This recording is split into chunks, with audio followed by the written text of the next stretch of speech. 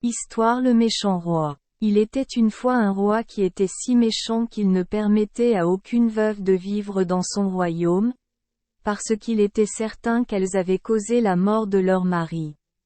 Il n'admettait pas non plus d'hommes ou de femmes gros, car il craignait qu'ils ne mangent tout dans le royaume. Il était également très fier et arrogant, et si un homme était plus grand que lui, il lui donnait le choix d'être abaissé à une hauteur appropriée en lui coupant la tête ou les jambes. Ses sujets avaient si peur de lui et de ses lois, que les femmes mariées ne laissaient pas leur mari hors de leur vue, de peur qu'il ne leur arrive quelque malheur, et s'il devenait pâle, ou s'il avait des troubles du sommeil, ou s'il perdait l'appétit, il les allaitait nuit et jour.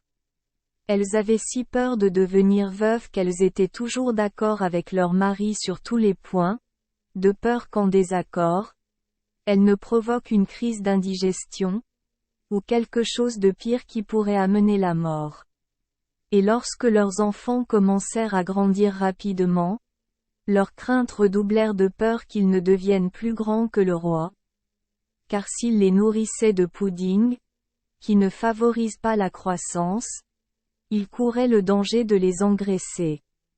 Et s'ils les nourrissaient de viande, de manière à les faire maigrir, ils grandiraient probablement. Il devint bientôt évident qu'il y avait plus de bossus dans ce pays que dans tout autre, car dès que les enfants approchaient de la hauteur interdite, leurs parents suspendaient des poids lourds à leurs épaules, de sorte que leur dos s'arrondissait et finissait par se bosser. Les jeunes gens, lorsqu'il était en âge de se marier, avaient beaucoup de mal à convaincre une femme de les avoir, parce qu'ils avaient peur de devenir veuves, et aussi parce qu'un grand nombre d'hommes étaient bossus. Mais, malgré la méchanceté du roi, les hommes mariés reconnaissaient que leurs conditions s'étaient considérablement améliorées. Il y avait une large route faite autour des villes et des villages, sur laquelle tous ceux qui avaient tendance à être vaillants, hommes et femmes, couraient jusqu'à être essoufflés et sauteraient par-dessus les obstacles. Et ils étaient si nombreux que les revenus de l'Église commencèrent à souffrir, à cause de la diminution de la demande de taureaux, car il s'imposait volontairement de longs jeûnes.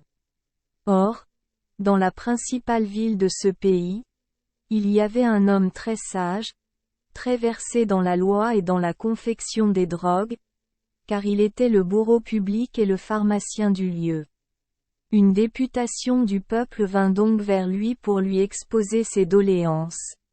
Et après que le porte-parole eut fini ce qu'il avait à dire, le bourreau parut très sage, et, après avoir réfléchi un moment, il dit: Le prédécesseur de notre roi était tenu pour juste et généreux parce qu'il permettait à chacun de conserver un cinquième de ses produits pour l'entretien de sa famille, et l'impôt qu'il imposait sur ce cinquième part était toujours facilement payé.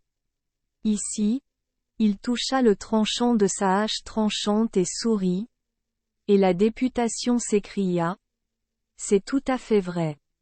Donc c'était ça. Maintenant, le roi actuel, continua le sage en tâtant de nouveau le tranchant de sa hache, a magnanimement augmenté votre fidèle tribut d'une partie sur 100 du produit du pays, et pourtant vous n'êtes pas satisfait.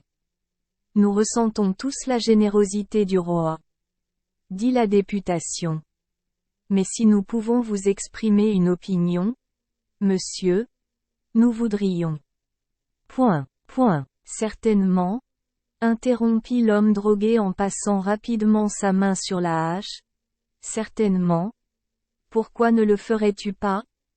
À ce moment-là, le porte-parole principal était derrière les autres, et il était évident que les membres de la députation commençaient à se rendre compte que la logique du bourreau était trop pointue pour eux.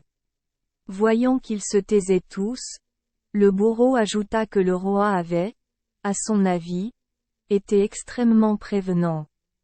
Car il avait, par la loi contre les veuves, contribué au bonheur et à la longue vie des maris, et, en décrétant que nul homme ne devait dépasser une certaine taille ou corpulence, ils avaient économisé de nombreuses manières, car ils mangeaient moins et leurs vêtements leur coûteraient moins cher.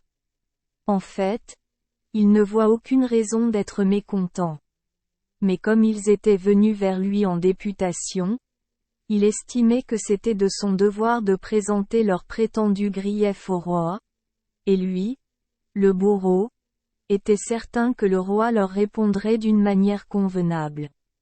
Et cela dit, il leva la hache à la lumière, pour s'assurer qu'il n'y avait pas d'entaille sur le bord, ce qui faisait trembler la députation le plus violemment, et pour assurer le bourreau qu'elle était parfaitement satisfaite et désirait se retirer. Le bourreau, cependant, ne leur permettait pas de se retirer, car les griefs d'un peuple ne devaient pas être cachés à l'oreille du roi. Mais les membres de la députation furent si effrayés qu'ils s'enfuirent par les fenêtres le plus vite possible. Et quand le roi apprit tout cela, il remarqua que la folie était entrée dignement par la porte, et la sagesse s'était échappée sans ménagement par la fenêtre. Merci les enfants des Esperluette Croisillon 39. Avoir écouté des contes de fées au jour Esperluette Croisillon 39. 8. Espérons que les histoires apporteront aux enfants des moments heureux et significatifs.